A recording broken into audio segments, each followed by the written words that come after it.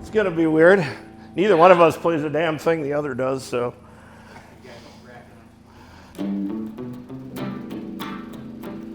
I know that. There you go. It's pretty country. I think it's David Allan Coe, I think.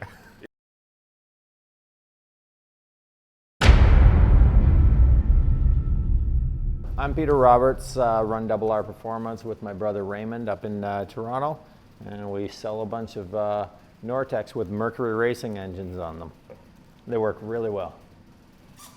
I'm Steve Miller. I'm Director of Customer Experience for Mercury Racing, and we're very glad that Peter sells a lot of Mercury Racing outboards on all those Nortex, and that they work really well. Well, I started playing guitar when I was about 11 years old, so I've got, well, let's just say I've got over 40 years in with it. My first guitar was a really cheap, crappy $20 Musicland acoustic guitar from the record store, and I was going to be moving over to Europe because my dad was transferred over there for his job in those days, and you know, new language, new school, new everything, and I've always wanted to play guitar, and I thought, this is going to be the best chance I have to do it because I don't know what else I'm going to have to do over in this foreign country I'm going to go live in, so it's a chance to go pick it up and try to see what I can do with it. So that's about it. How about you? Well, I saw Guns N' Roses' Use Your Illusion come out when I was 12, and I thought that dude with the wild hair and the Les Paul, I need to do that. So I got, again, like $100 crappy Les Paul copy. There you go. And that lasted for, I don't know, a couple weeks, and then I sweet talked my mom into buying me a 76 Les Paul Deluxe, which I still have to this day. Yeah. So we're both started at 11, 12 range and been doing it for a couple of years, right? And I appreciate and acknowledge that country players' chops are usually a lot better than guitar or rock player chops. That being said, you have to play country. But no, I'm just kidding, which is great, but I can appreciate the musicianship of the country players is generally a lot better than the rock players, but I just like rock music. So why do you wind up in country? All right, so you're going to laugh since we're being all very candid here. When I was a boy, they actually used to have these things called records, LPs. Now they're back and they're trendy with the hipster crowd, but I mean, I was around when that's really all there was. And they used to have TV commercials come on and they'd sell records, you know. And at the time, there was this group out there called the Statler Brothers, which was a vocal group. And I was just liked the beat, I liked the rhythm, I was impressed with their vocals, and so I started learning about them. I got those records right before I moved to Europe. And I learned that they used to be they were discovered by and were a backing vocal group for the Johnny Cash show at the time. And so Johnny Cash was my first real foray into, I heard that sound, I'm like, this is it, I've arrived. I have got to learn how to do what he's doing. This is pre-Hurt, right? Well, yeah, I mean, this would have been like 1970s, so yeah, this would have been way pre-Hurt.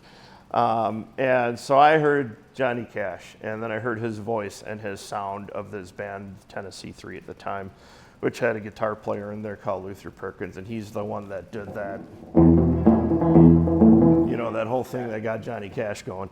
And so that's what I wanted to learn how to do, and that's what turned me on. And I always liked country music, the kind of the classic country and the old dance hall honky tonk stuff, and then I discovered Western swing. But what I really latched onto was not necessarily the lead singers in the country band, but it was their guitar players.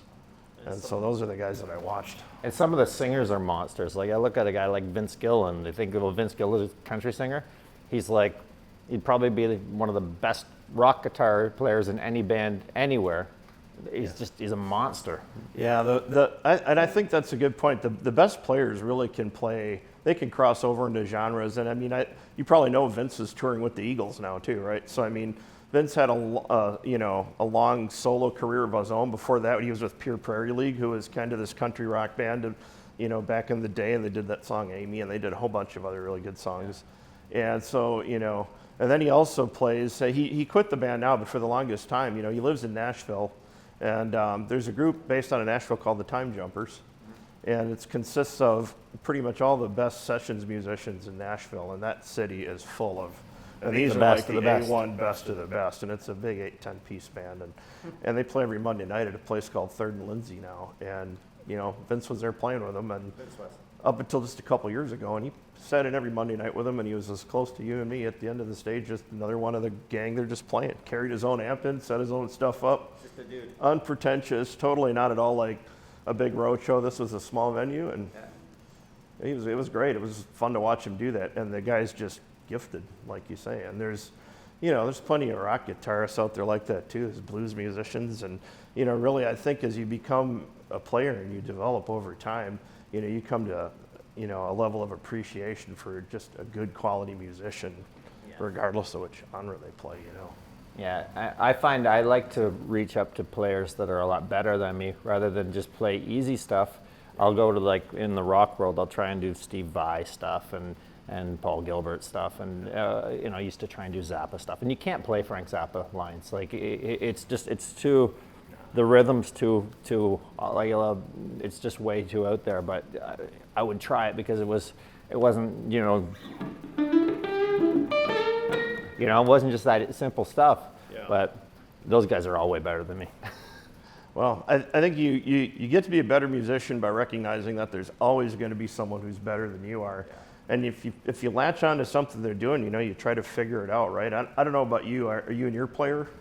Or Yeah. do you kind of look for music? I was an ear player for years. Now, YouTube has changed that because it makes you lazy when you want to learn a tune. Because when I want to learn something, if I don't know it, I'll just check and see if there's a YouTube on it. And if there is, then it just takes the work out. You know what I mean? Yeah. That's different than from when you and I were learning.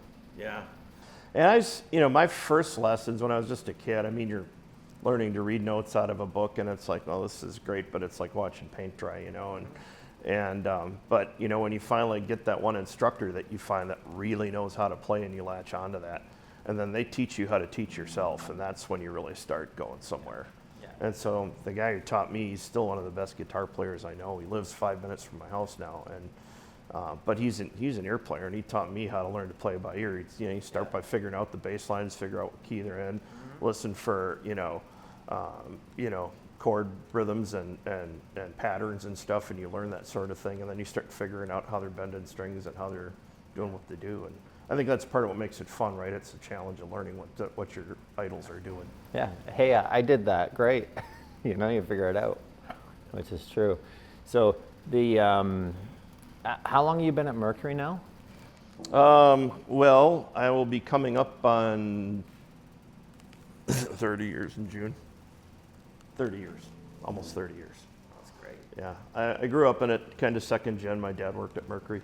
Yeah. He knew Carl, and it was kind of in a roundabout way that he was hired.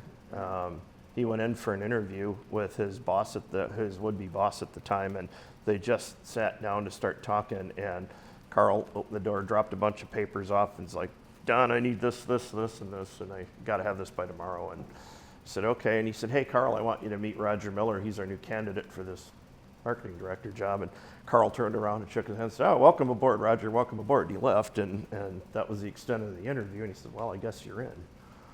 And so that was, that's probably my dad's first Carl Keycaper story. But how about you? You've been in the business pretty much, been doing this kind of your whole life, right? No, well, yeah, I guess I started when I was 25, so that was So did you, couple were you years ago. outside of the industry before that, or Yeah, I was a sales trainer before I got into this, and my brother didn't want to be in sales. He started the company Raymond, but it was service only. So one of our clients was pushing into sales, and my brother called me and said, "Do you want to come sell boats?" So I don't really know what a propeller is, but 70 to 100 hours a week, you learn pretty quick. So I was 25 then, and I'm middle-aged now, so.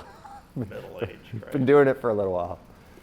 Yeah, and then we right then at that time we started the Nortec dealership that year, so I've been with Nortec since I was 25 also. Okay, all right. So you go back. Are you their oldest dealer, then longest standing dealer? Okay. Yeah, I was gonna say, because 2005. you must have been. Yeah, they just had a big milestone, and Yeah, there was other dealers before the 2008 crash, and then nobody made it through. We were kind of conservative, so we got through, and We never left, so we're like the furniture now. Nice. Yeah. Said, I guess when it comes to my musical influences, I tend to latch onto the guitar players more than the main artists, unless they're one and the same, but a lot of times it's not the case. I think I have probably a handful of them. My first one was a guy named Don Rich, who was, he was the lead guitar player for Buck Owens and the Buckaroos, that Bakersfield country sound in the 60s. And Don was, Buck's show at the time, a lot of people think of Buck Owens and they kind of look at him in a comical sort of way because they remember that 70s comedy show Hee Haw and that, and where Buck sat there with his pants on backwards and told jokes. But before that, what a lot of people didn't realize, Buck was a guy that was very much an innovator in the world of country music in those days. He was one of the first guys to really bring a solid body electric guitar player into the show.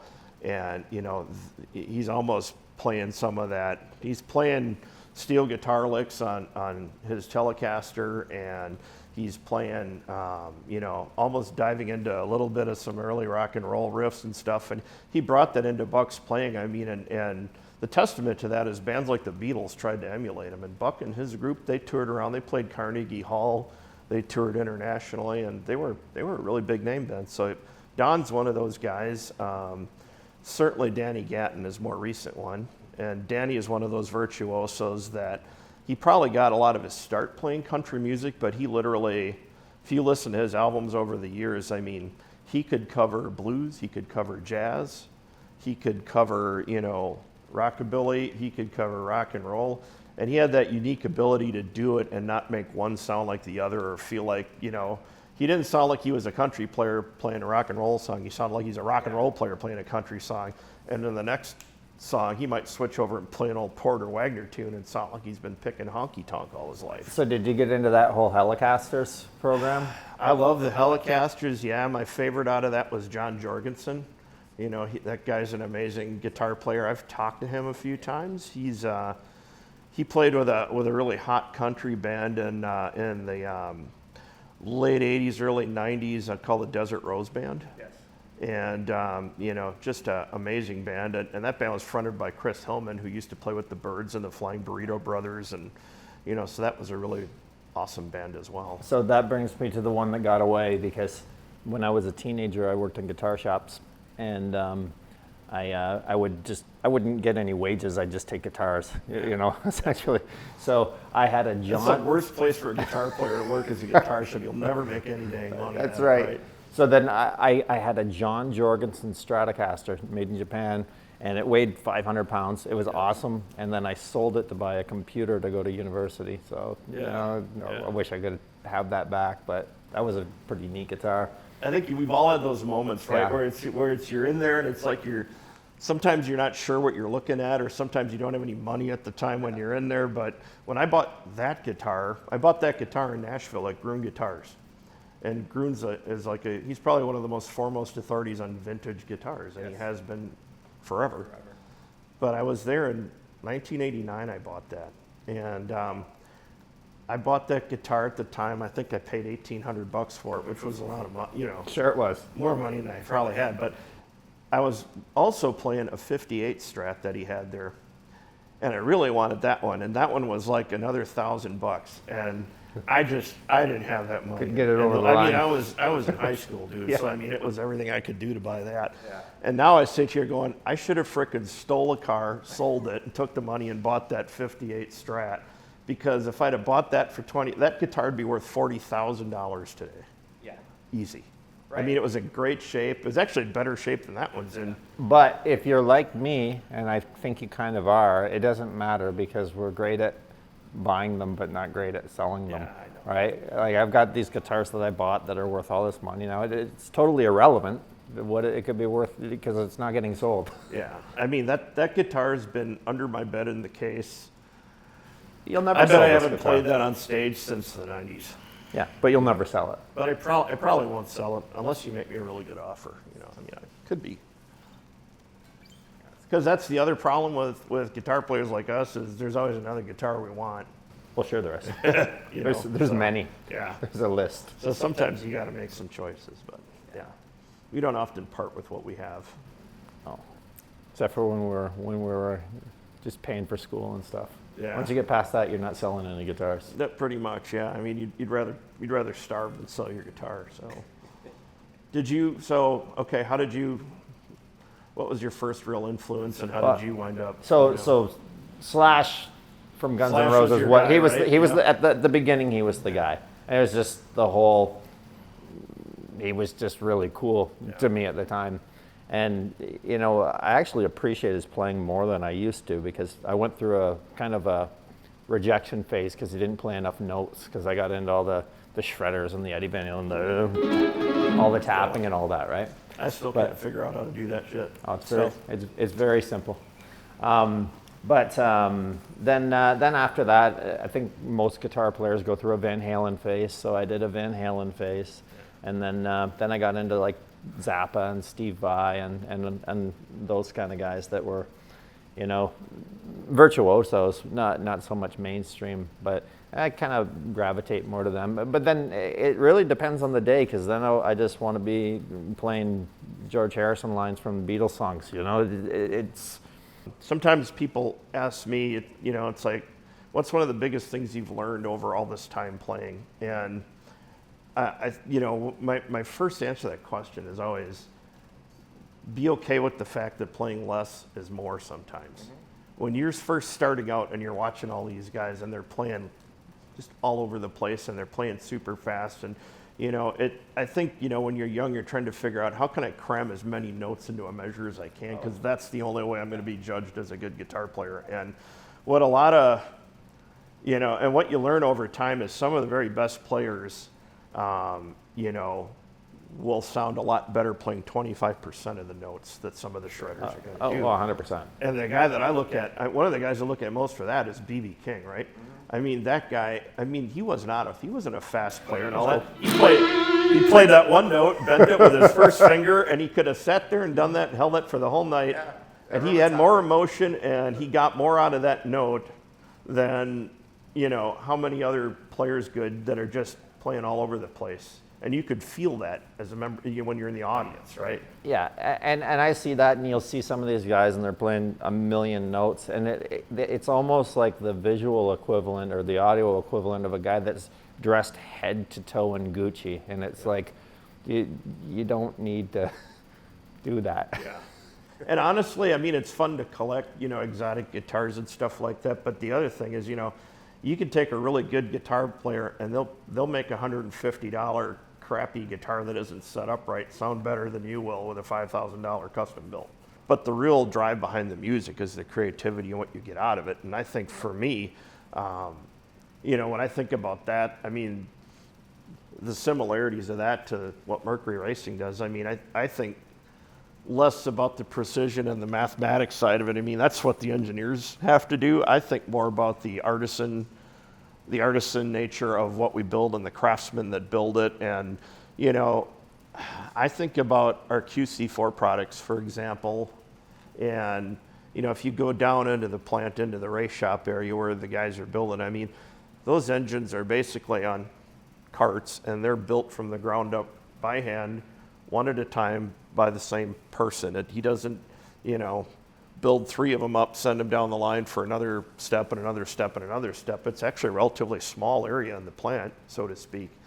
And I think about that. I think there's a lot of similarities to that, and something like this, when you commission a guitar to be built because you want something a certain way, you want it to look a certain way, you want it to play a certain way and feel a certain way, you want to get a certain type of tone out of it, and you want it to have certain capabilities.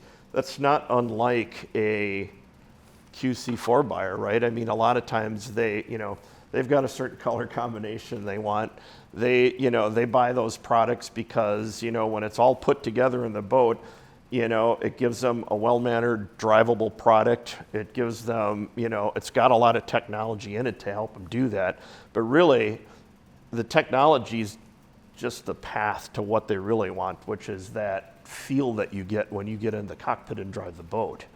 And that, again, is the same emotive response, I think, when you sit down with a really great guitar that's well set up and dialed in, and you got a certain tone. It inspires you to play it more and to learn more and to push yourself more.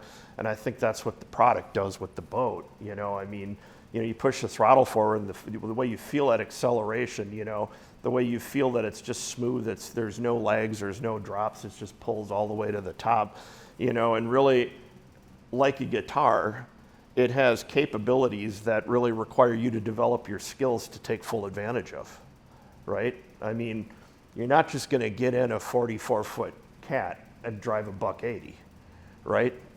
You're not. You got to work your way up to that. Some people never do. Some people do that and are quite happy knowing that it can do that, but I'm real comfortable driving this at 125 all day long.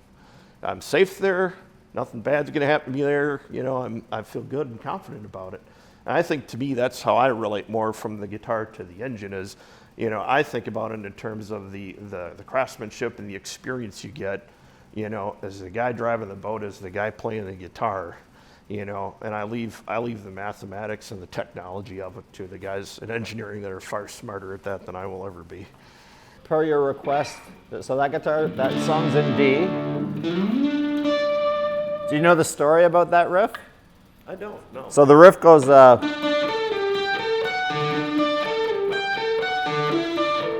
and so on. And he was just goofing around with a lot of whiskey in him, I believe. And he's like, oh, look at this stupid thing. And then Axl Rose is like, some of the most creative moments. yeah, he's like that's really cool. So then the other guitarist starts playing, and then he throws the C in there, and he goes and it became, from a joke, it became their biggest hit. That's how a lot of that stuff starts out, right? Yeah. One of the tunes I always liked is actually an instrumental, and it was called Buckaroo. And the cool thing about it, it was one of the first country instrumentals for sure. I can't say all instrumentals, but that stayed on the charts for. I mean, it went to #1 on the country charts as an instrumental. No vocals, no nothing behind it. Just this hot little, 4-piece band kicking it out, and it just had a rhythm to it.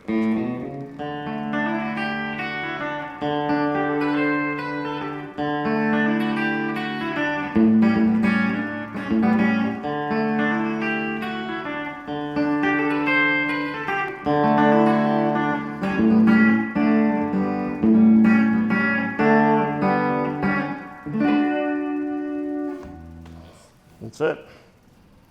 I mean, I'm proud of being part of Mercury Racing family, team, all of that. It's made my clients' lives a lot better. It's made my life a lot better. I remember back in the days where I'd have 15, 20 boats in a poker run with 1,200 horsepower blower motors, and I knew at the beginning of the day, someone's yelling at me because the boat's broken, and I didn't even want to go to the poker runs.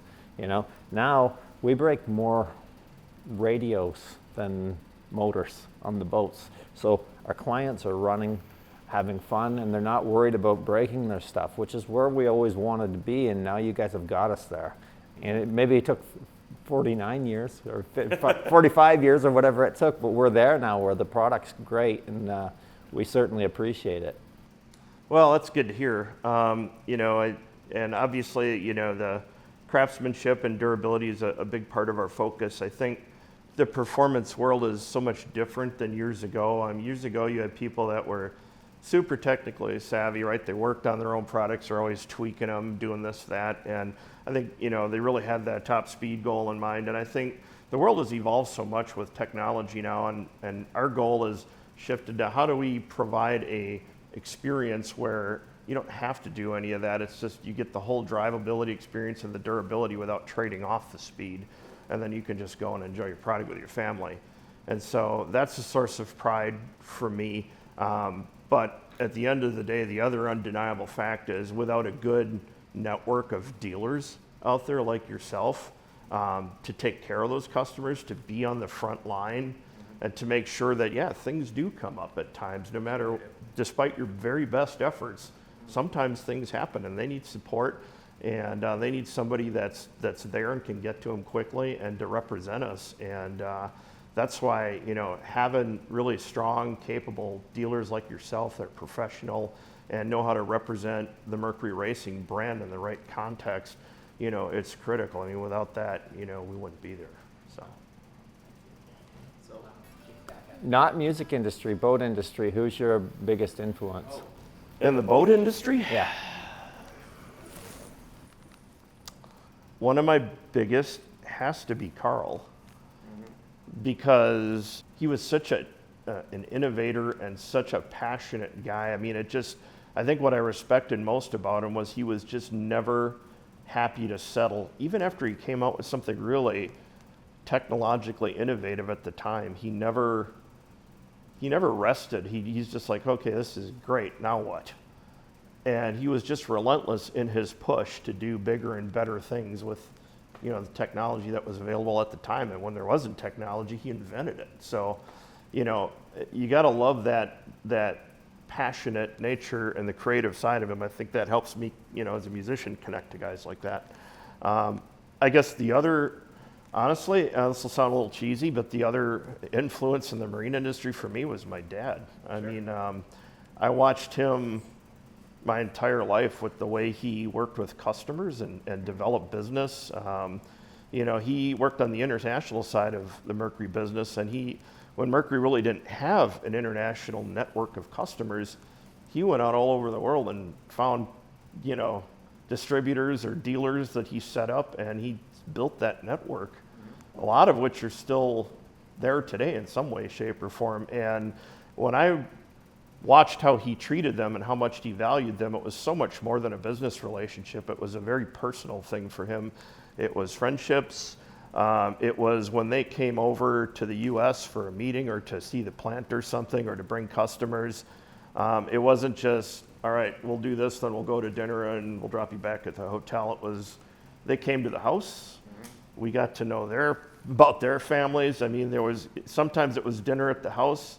If it was a big party, he'd have something catered in. And other times, we just have drinks at the house and then we go out to eat. But there was always something there that he did to make it extra personal. And, his dealers, I mean, they would do anything. They would have done anything for him, I mean, it was just that kind of a relationship. So, I try to emulate that, as best as I can these days. It's not something you see a lot of anymore, That's great. How about you? Well, it really mirrors your answer, because we've got, I would say one of the two would be my brother Raymond, my older brother Raymond, who started the company and really turned me from a salesman into a businessman.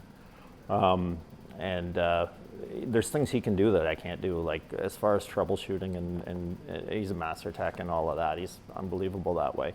I can't do that. But I appreciate it, and it helps us out a lot. And then when you say Carl, for me, Tron, Scal from Nortec, 100% is huge for me. And you might think it's because he founded the company and the boats we build, and the boats are great and all of that, which is true. But Tron is probably also the best salesman I've ever met in my life. So it's kind of like being a young Jedi looking at the old Jedi. When You're the Padawan. Because Yeah. I'll sit there and I'll watch him, and we'll be out with people, and I'll look at a guy and I'll go, you don't know that you just spent $1 million, but you just spent $1 million. Tron just got you to spend $1 million, and you don't even know it. Like, he's that good. He's unbelievable. He's the best salesman I've ever met, and he's a good friend. He is very smooth. Oh yeah. Yeah, he's awesome. The passion of the consumer is something I can really relate to, because I'll do dumb stuff like say, hey girls, we're getting on a plane and going to England to watch Queen next weekend, right? We want to go see a Queen concert. Dumb stuff like that. Well, that's probably fair. You could classify that as fairly passionate, right? I would say if you're gonna cross the pond for a concert, I'd say that's pretty passionate. Right. On the flip side of it, we have our clients who'll say, hey, we're going to hook onto our truck and drive to Texas to go boating for the weekend, or to Key West, or all of these things, because they're so passionate about this program. They work really hard. This is their blow-off valve to blow off their steam, and they're gonna go do the real thing. And the dedication is similar to what a lot of music fans, other than it's probably more expensive than the music dedication, but it's pretty cool. That's a real parallel that I see. Yeah. You know what we can vamp on a little bit, and it'll pull that major program that the country's in a lot, is you ever play in Lydian? So if you're an E Lydian, you'll just play an A flat major scale. Okay. And if we just go back and forth between that and vamp, I'm sure you're going to come up with some stuff that I wouldn't come up with. An A flat. In A flat.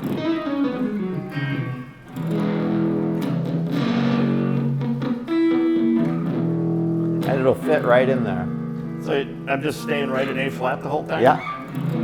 All right. See where you land. Oh, you want me to play the lead? Yeah. Oh, boy.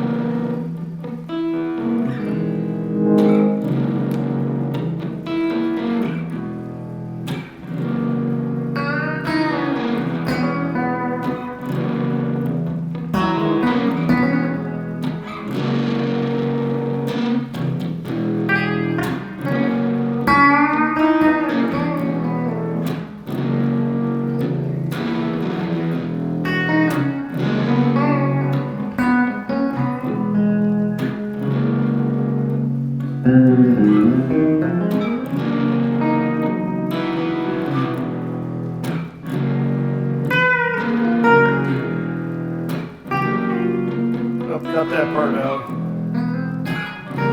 There was some juicy stuff in there. That's all right. There was some really neat stuff in there. All right. All right. So let's switch gears then. Let's. All right. Since I had to make up something that epically was a dumpster fire here in A flat. Well, and we can go a different direction too. So what are you thinking?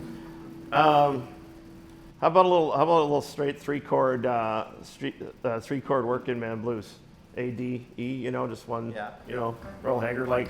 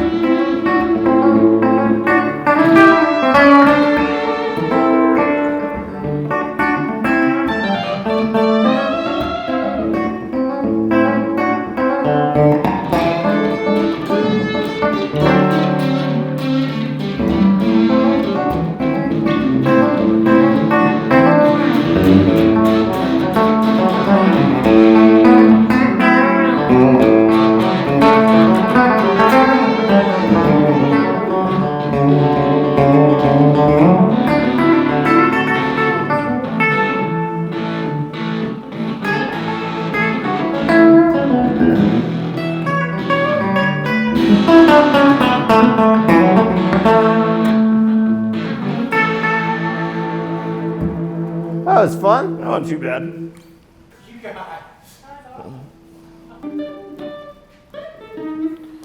Let me help you get Make that back thing up. sound better than I ever did. Oh, come on. Oh.